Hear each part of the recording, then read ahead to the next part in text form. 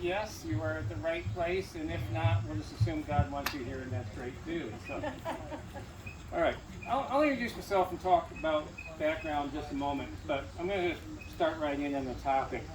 Last week, a Facebook friend of mine posted this. Whatever you think you'll be doing in a dystopian future, you're doing it now. Yeah. Well, that is kind of the feeling we all have. We know we live in truly existentially threatening times. This could be characterized very fairly and understandably as an age of fear. When you and that, by the way, is something that both the left and the right, they both agree on. Both left and right are afraid and upset and feel that things are fundamentally going the wrong direction. It's fascinating to think about that both sides of a country think it's going the wrong direction, so they can't win.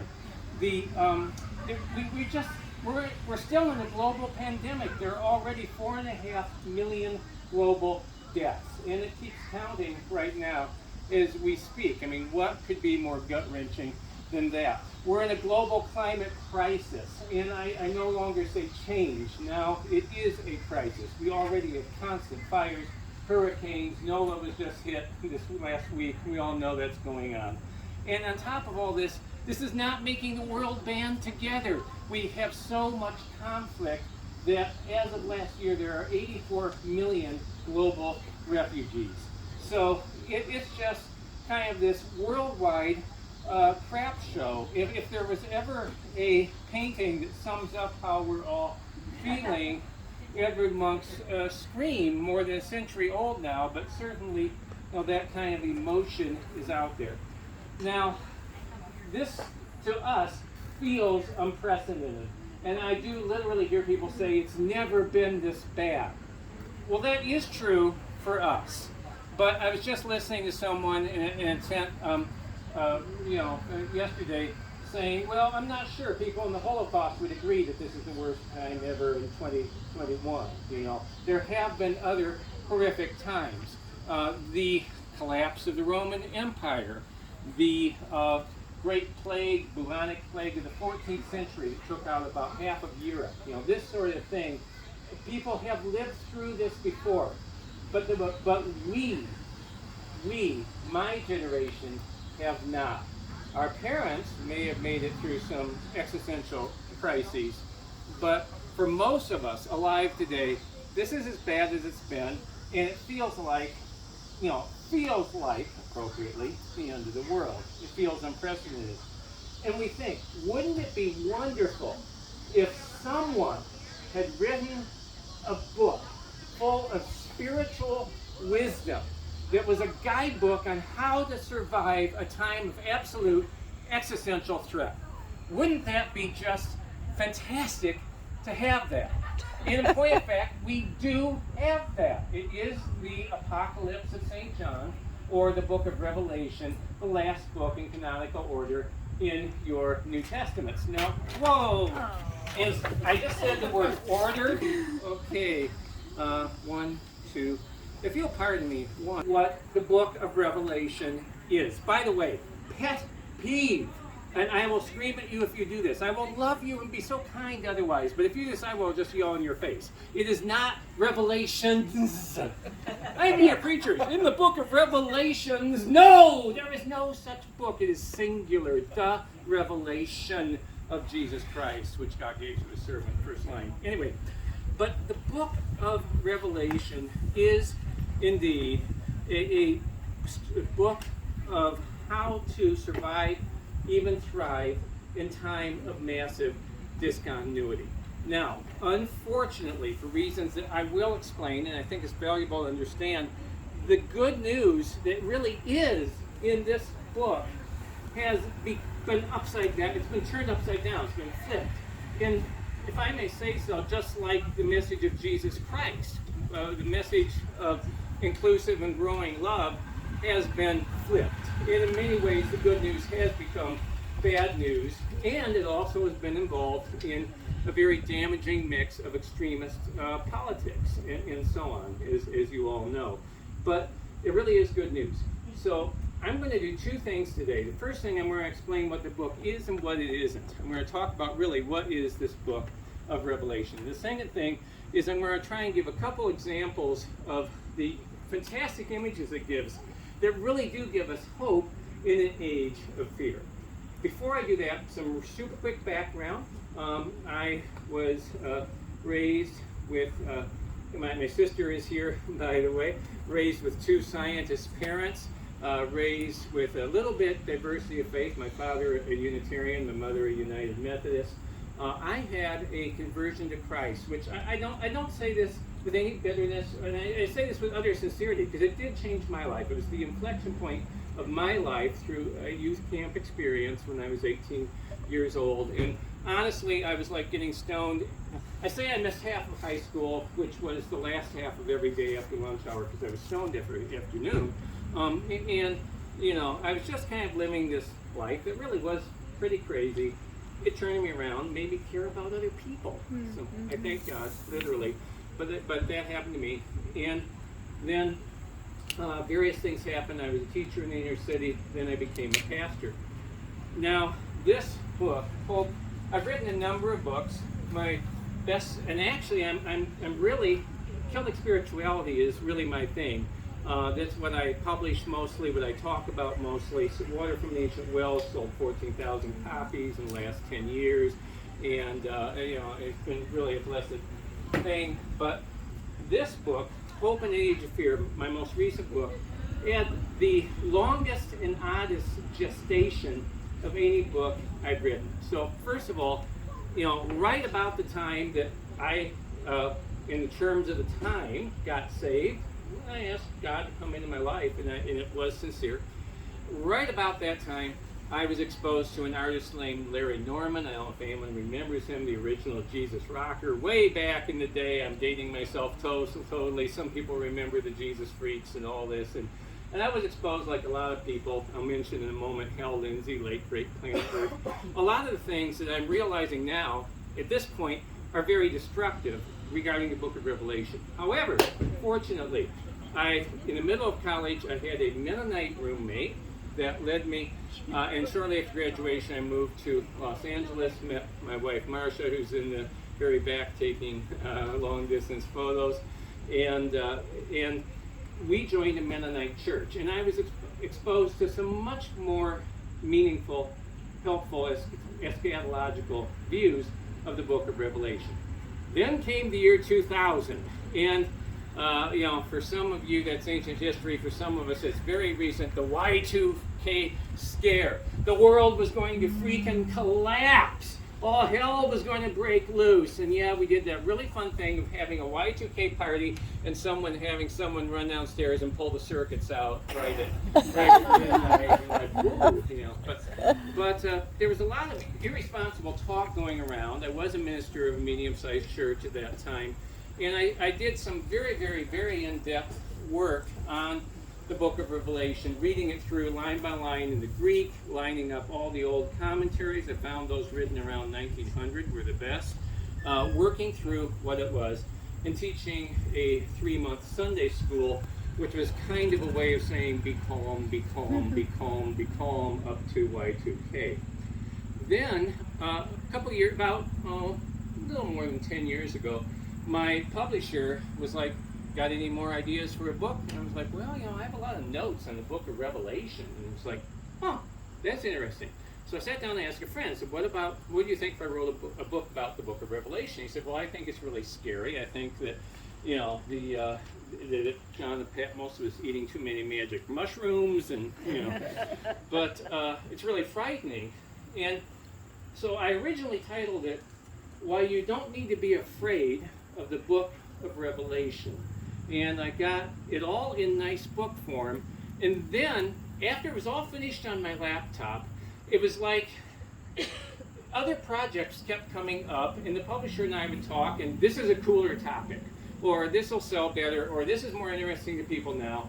And it really just kind of sat there for about 10 years. And then, right about the time that the last president was obviously a real thing, getting toward maybe office, I looked at it again, and I realized two things. First of all, I realized that there's a lot about authoritarian government in here and about resistance to that. And somehow that seemed to just oddly enough start seeming relevant. And I noticed that, like at that point, climate change had become climate crisis, and I realized, ooh, there's a lot of scary stuff out there. And I thought, this is going to be timely again.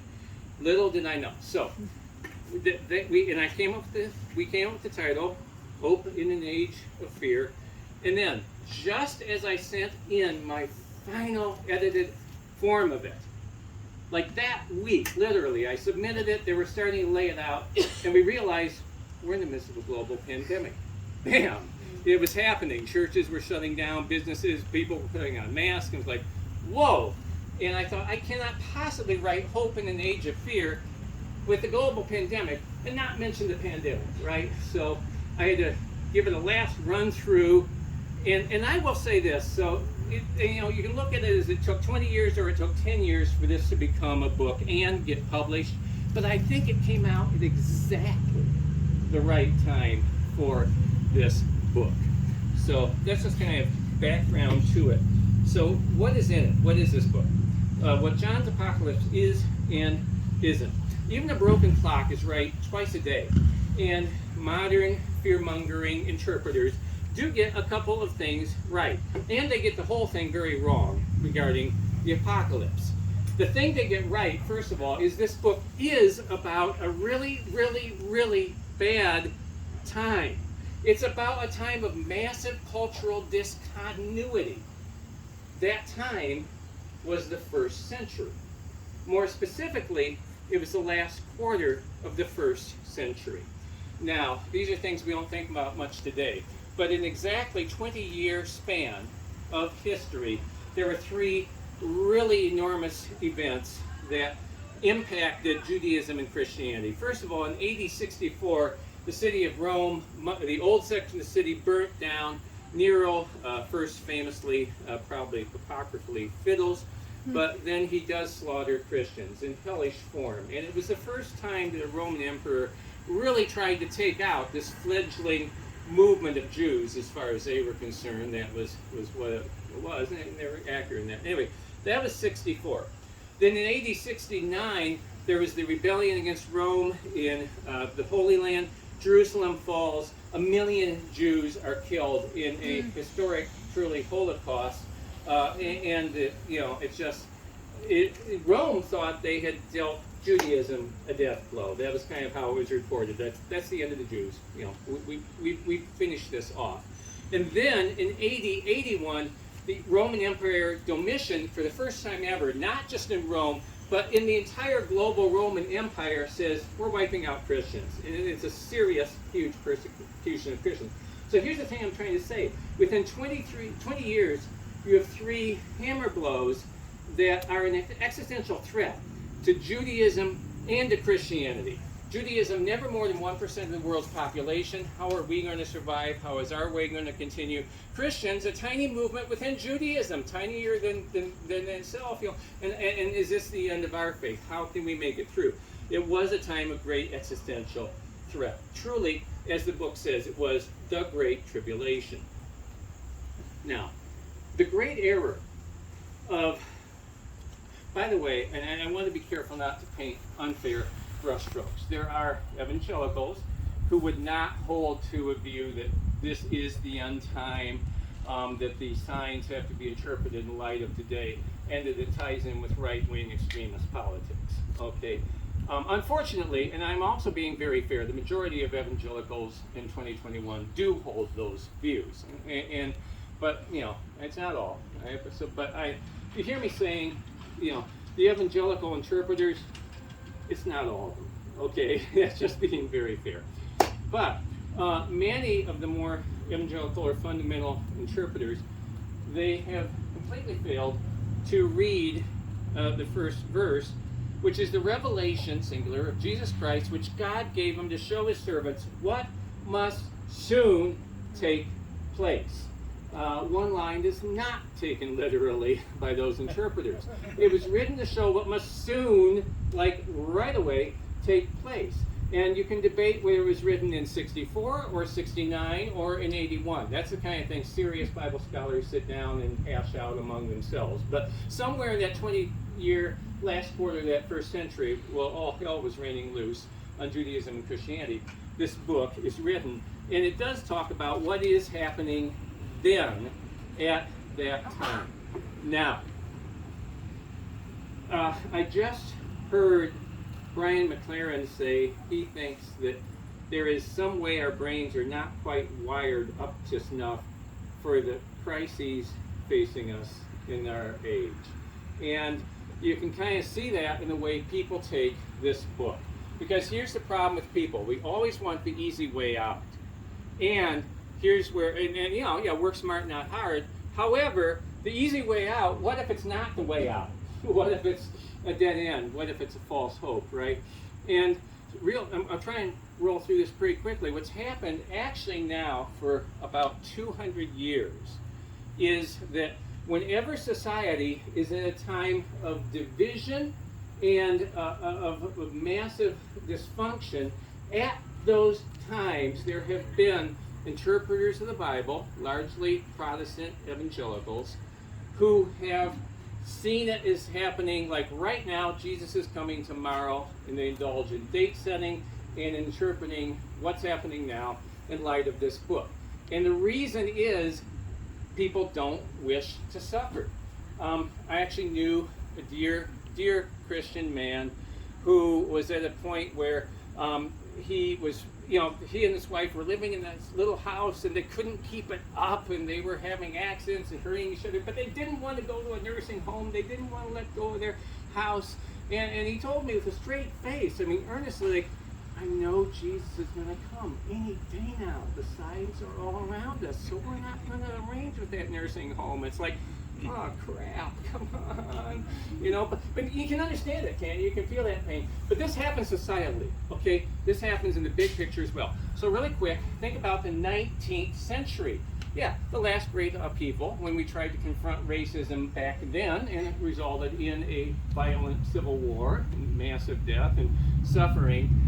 And so shortly before the Civil War and after, all of a sudden, you get what is really a fairly new thing in theology, which is all this interpreting the book of Revelation as what is happening in actually the Western world in America in the time of writing, in this kind of Jesus is coming tomorrow type thinking. And it's because of the suffering, the discontinuity, and the feeling of threats. I find it interesting that so there is something called the Schofield Reference Bible.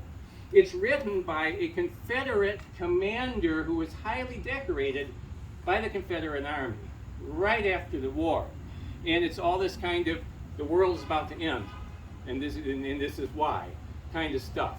And these little notes, as you read through the Bible, like every page, like this is what this really means, it's happening right now. And of course, his world was ending, thank God it was. We're still trying to end it now. But anyway, but that kind of, the world he knew was ending, we want it to be over kind of thinking.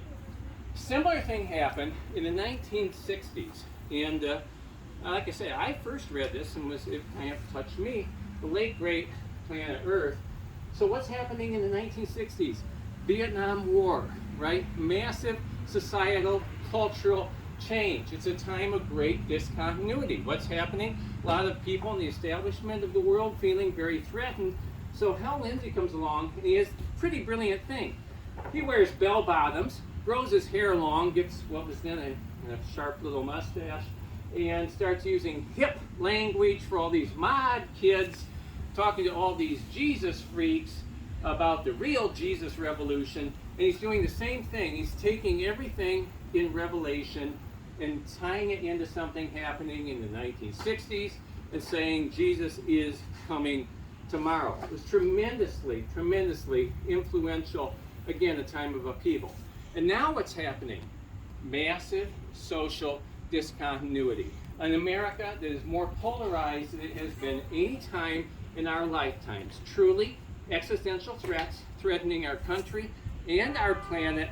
And once again, you're seeing the same thing, end times mania, coming out of fundamentalist evangelical circles now very tied in with the right-wing political machine, and it's a thing again on steroids, and it's going to be probably for, I'm afraid, the next couple of years.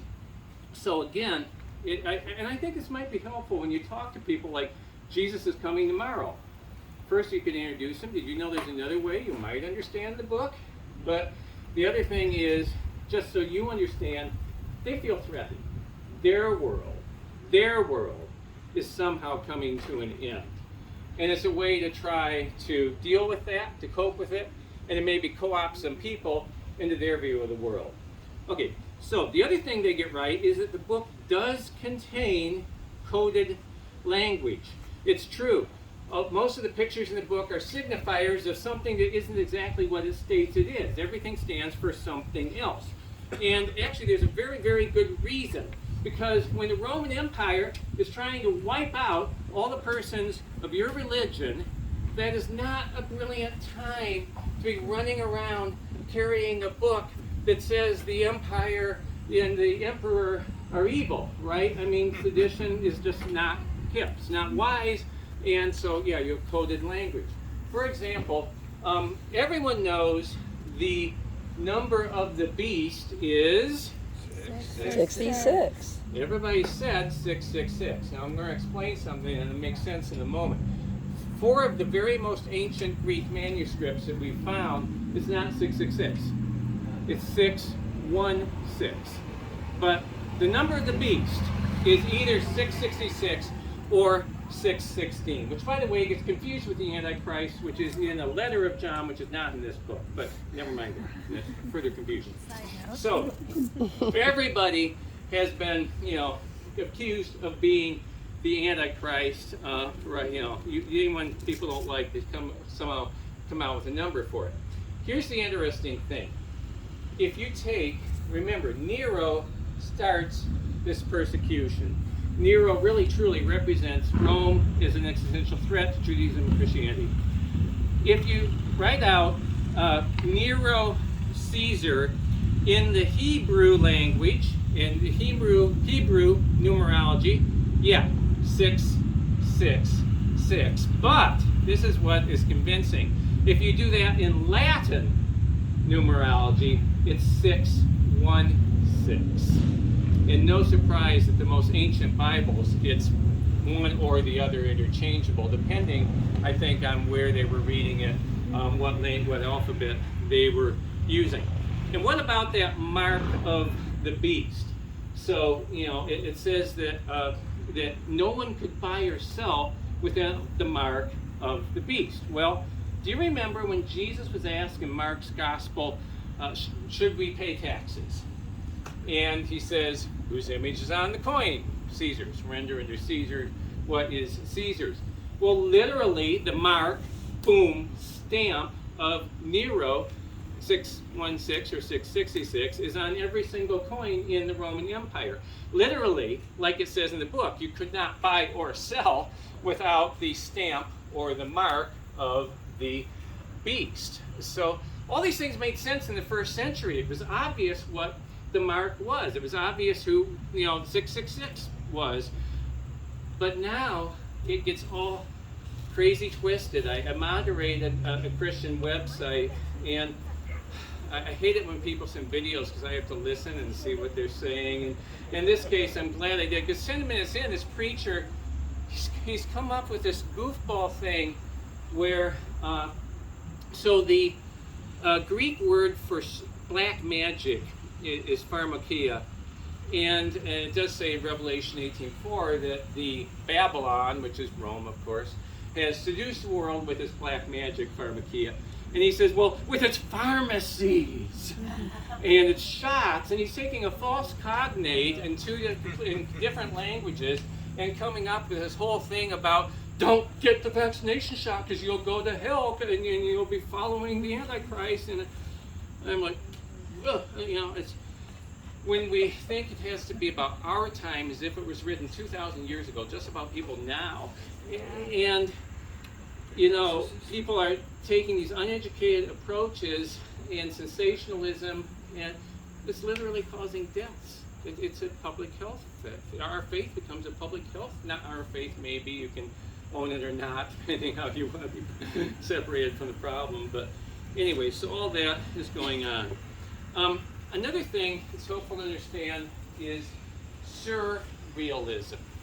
So, a couple thoughts. I wrote a book called The Peacock's Tail Feathers, which is about the ancient Celtic Christian way of interpreting the Bible. And I did a lot of study about how did people read the Bible from the 4th to the 10th centuries in the British Isles and in Europe. And the answer is they read every Bible passage as having 3 levels. The first level is literal interpretation, what it seems to say in the physical world. But that wasn't the most important. That was like in fact, there were statements like, if you just follow this, you're in trouble. And then the second one was the metaphorical level. And that was more the emphasis. And the third one was reading it with your imagination. Can you imagine that? Well, and then it's not just an ancient understanding. Houston Smith, greatest scholar of comparative religions in the last century, said that metaphor is the language of all religion. You know, that it is the language most suited to religion. Revelation certainly fits that imaginative reading. I like this example of the Pablo Picasso's painting Guernica, which supposedly this is a painting of a bombing raid on a Spanish town in the late 1930s, something that happened in space and time. It's obviously not realistic. If you were in the town with a camera or a video or something, it wouldn't any look like what you're seeing here. But doesn't that express the feeling? Doesn't that show you what war is like, the emotion? In a way, it's a more real portrayal of war than a specific photograph would be. And I think Revelation works the same way. It's supposed to be a visionary experience. It works really well on this level of figurative or imaginative reading. So, real quickly, what Revelation is in the positive sense. Verse 1 says it's the apocalypsis, Greek word, same as the word revelation. We hear apocalypse, we think it's like, oh, hell breaks loose, you know, the crap has hit the fan all over. But that's not what apocalypse means. It's a revelation, an insight, a revealing. It's an illumination. It's turning the brain light on kind of thing.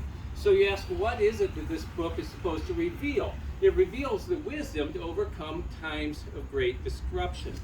And it's wisdom that is transcendent. It's wisdom that is from above. Now, if you follow anything, if you're a fandom of anything in pop culture, you realize that we're really big on this.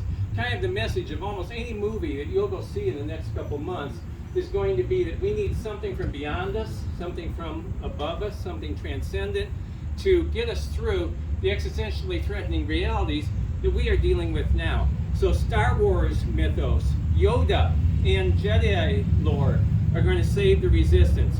Harry Potter is guided by Dumbledore, and it's Dumbledore's army, not Harry's army, right? The Avengers is Doctor Strange, who gets this mystical insight that is going to be able to undo Thanos' snap. You know, he's the only one that can see this with his great mystical powers. Chapter 12 of Revelation has this image of a woman clothed with the sun who gives birth to a child who defeats the monster that is the domination system. Now, curiously, if you're familiar with the Virgin of Guadalupe in Latinx theology and devotion, Revelation, an appearance in 1531 to the Aztec, an Aztec native, and Guadalupe looks an amazing amount like this description in Revelation 12. Now, who is the woman clothed with the sun? Many interpreters for a long time have, of course, said Mary. Mary gives birth to Jesus. There's another interpretation. A number of serious Bible scholars take this. The woman is Sophia, Lady Wisdom, that appears in the book of Proverbs and Sirach in the Old Testament.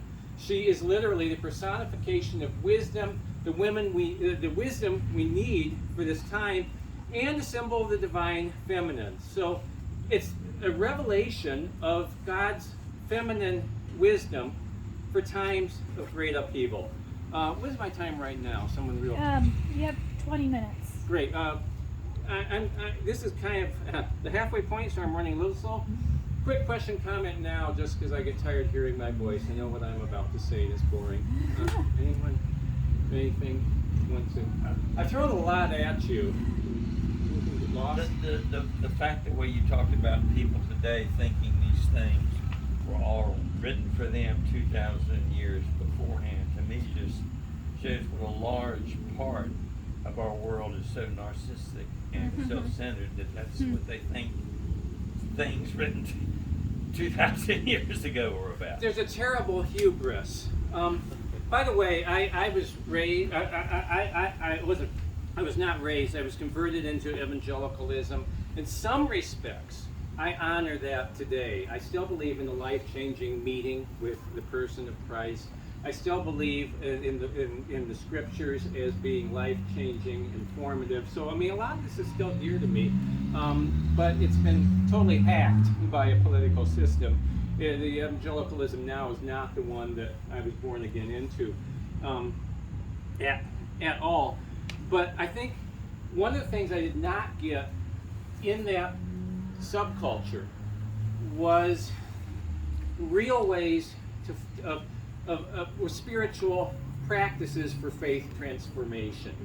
And no one talked about centering prayer. No one talked about all these other, the Enneagram and all these other things of self-discovery. It was very egoic. It's hard to get out of your ego. It's hard to let go of your ego when you don't have the tools to do it. And I think that is a problem. All right, so real quick, let's get to the positive message of Revelation, how it gives hope in an age of fear. So there's a powerful, first of all, there's a powerful sustaining image of the universal Christ who acts locally. Back to verse 1. What is this book? The revelation of Jesus Christ. Now, that genitive revelation of, in the Greek and in the English, can have a double meaning. It's a revelation from Jesus Christ, right? The revelation of Jesus Christ. But it could be the revelation about Jesus Christ. Yes, the revelation of Jesus Christ. And it purports to be really both. And it gives you this picture, not of the man, Jesus of Nazareth, who lived in the first part of the first century, but this is what Richard Rohr calls the universal Christ, what Matthew Fox calls the cosmic Christ. Christ who is God revealed in everything that is. And you get a sense of that in Revelation 5:13. Oh, nice. Flipped over to the right page that time. Then I looked, and I heard the voice of many angels surrounding the throne, and the living creatures and the elders, myriads of myriads, thousands of thousands, singing with a full voice, "Worthy is the Lamb that was slaughtered to receive power, wealth, wisdom, and might, honor, glory, and blessing." Then I heard every creature in heaven and on earth and under the earth and in the sea and all that is in them, singing to the one seated on the throne and to the Lamb be blessing and honor, glory and might forever and ever. This is as cosmic a picture of Christ as you can get. In this depiction, you see everything in the universe: rocks, salamanders, elephants, humans, angels, beings on Alpha Centauri, if there are. They're all worshiping Christ. They're all connected with Christ. I was just hearing Frank Schaeffer, Brian McLaren both talking about the interconnection of everything, how that's their lowdown on reality.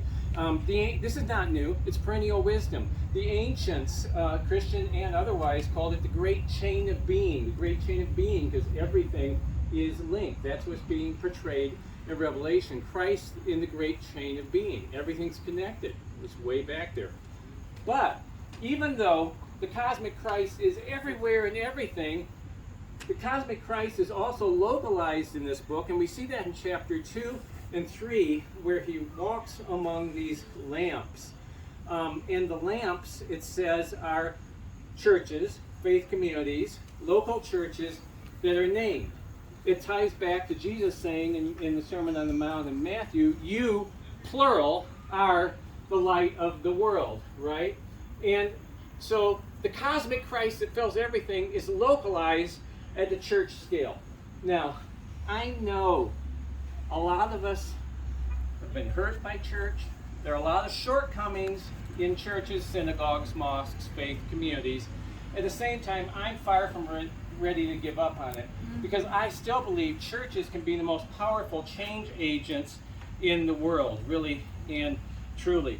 Shortly after World War II, Konrad Adenauer, who would soon become Chancellor of West Germany, had just been released from a concentration camp. And he wrote in a letter, "I believe if all the bishops together had made public statements from the pulpits on one particular day, they could have prevented a great deal of the awful things that happened." Churches that empower courageous change makers still have a saving impact in our climate-ridden age. I pastor a medium-sized church in a rural community, an area that is in many ways very conservative. And my congregation started a creation justice team to address the climate crisis. And you know, my church is not that big. It's probably like, if you still go to church, ones a lot of you still go to. We've come up with 13 different local initiatives that address climate change. And some of these are really practical, like petitioning the local school to use electric transportation, and getting the city to do composting, and my favorite, getting the township to go as a township with a contract for all renewable energy. This is in a very red area. And here's the thing, folks, about faith communities. The average church, synagogue, mosque is of a size where it's small enough that people know each other's names. And that's important for effecting change. You have personal relationships. But it's big enough to affect things at a township, village, or city level. And that's why churches are ideal change agents. So I still love this vision of the cosmic Christ localized in faith communities, bringing about change. How am I doing? How's it? 10 minutes. 10 minutes, brilliant. Okay, another picture I want to give briefly then, the other picture that I see in the apocalypse is the passing nature of the domination system. Oh, I sound like one of my theology profs, I'm sorry. The passing nature of the domination system. Okay, Revelation does have some really bizarre images, such as chapter 17, there's the prostitute, never mind that we're shaming sex workers, but there's the prostitute who rides on the seven-headed beast, which is tied in with the beast, which was 666, which is 616. And you're going, wow, that's just weird, right? Okay. Well, it's not the only monster in the Bible. I just want to remind you of that. For example, get my reference up here. In Psalm 74, it says, God crushed the heads of Leviathan. Leviathan, the Hebrew equivalent of the seven-headed monster, the Greek mythological Hydra. Now, you're going, whoa, the Bible is starting to look like the Dungeons and Dragons monster book here, you know? I mean, there's all kinds of wild, crazy stuff here. What is going on? Well, because when the Bible was trying to give a picture of massive upheaval, of chaos, of societal existential dysfunction, it's like Godzilla stomping through Tokyo, tearing it up, right? You think of the biggest, baddest monsters in the mythologies of all your Eastern neighbors and haul out those monsters, and they become the symbol of chaos, the symbol of threat. And then that monster, the Hydra monster, in Revelation 17, John actually tells us in that chapter, the seven heads of the monsters are the seven hills of a city. The most famous description of, once again, yes, Rome. He's actually telling us what the code is. I'm talking about Rome, the seven-headed Hydra monster, and the woman riding on her are Rome. Now, have you ever noticed how in nightmares, one thing suddenly shifts to another? I still remember I had this nightmare in 9th grade. There was this chicken taller than this tent that was chasing me and trying to eat me up. And I was running, and it was terrifying. And then I looked back, and the face of my high school principal, which says something, was the chicken's face. But dreams do that, right? Well, this is a visionary experience. This is a dream-like experience, this book of Revelation. And things morph. Things just keep happening. Oh, my goodness. So the seven-headed Hydra, we're told, is the city of seven hills, which is Rome. And then in the next chapter, the Hydra woman is Babylon. And Babylon is the city which sheds the blood of the prophets and the saints. And, this is the beauty of it, Babylon completely collapses. It sinks, it says, like a millstone into the ocean, gone forever. And the obvious message for century 1 is that Rome won't oppress forever. This is not going to last. And of course, that was historically true. I think it's legitimate, recognizing this is a book written for the first century, to come up with thoughtful, God still speaking application. The Hydra monster that is Babylon, that is Rome, is the same as the powers and principalities in the Pauline epistles. It's what the late great, dearly beloved man Marcus Borg used to call the domination system. What is the domination system? Anything that is on a large scale. Governments, corporations that exploit, overwhelm, and try autocratically to rule the world. And ultimately, they give way to God's greater commonwealth of shalom. When I read Revelation 18, I get a mental image of the water defenders standing in protest against the Keystone Pipeline.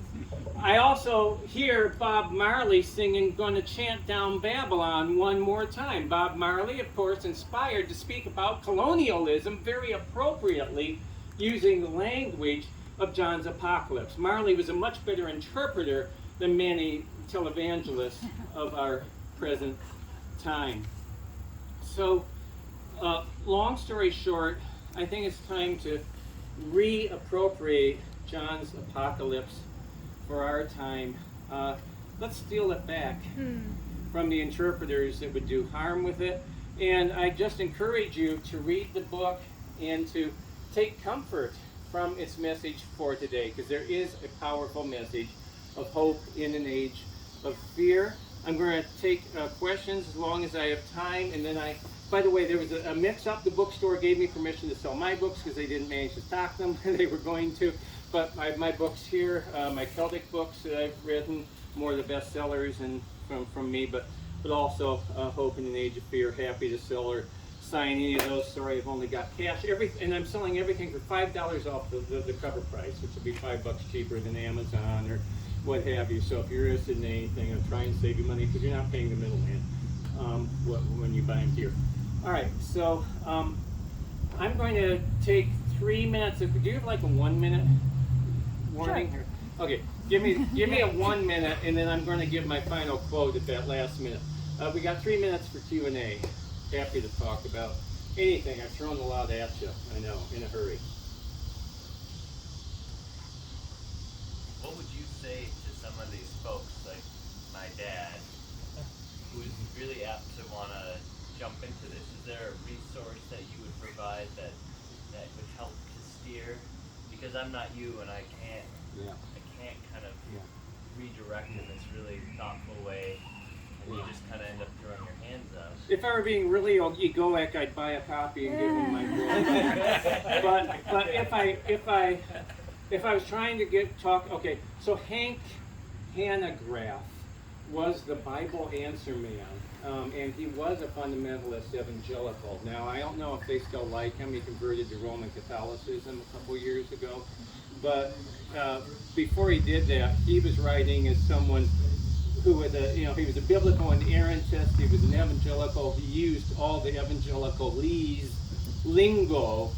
And I actually use a lot of his work because he's a good, student of first century background, and His is a little more conservative version of the same thing I'm doing.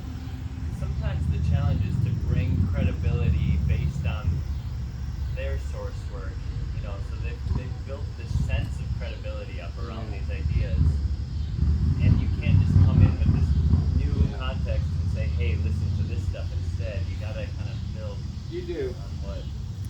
Conveniently, yeah, appropriate expression. Rome wasn't built in a day. You're doing a process of conversion, for some, in a sense, when you're trying to change someone out of that worldview. Conversions don't, unlike most people, I was an exception. Most conversions don't happen wham bam. Conversions can take years.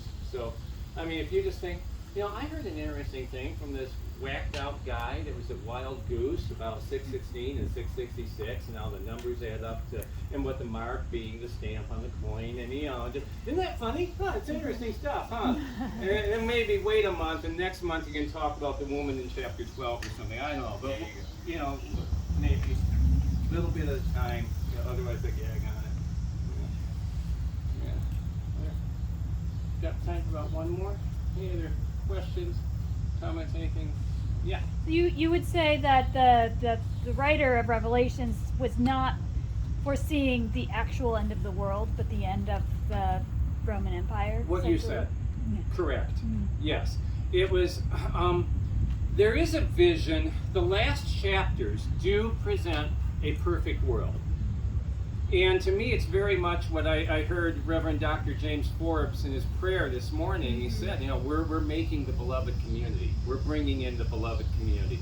That image of shalom, beloved community, of a just world. I'm United Church of Christ. Our motto is a just world for all. To me, that's the beloved community. It shows you a picture of what a just world for all looks like. And I'm just kind of agnostic on, are we going to see it in space and time? Are we going to see it totally, you know? But I totally think we're going to see it. I'm going to die working for it, you know? I'm not going to give up. In that image, that this is what you'll get to. You will get to the beloved community. You will reach shalom.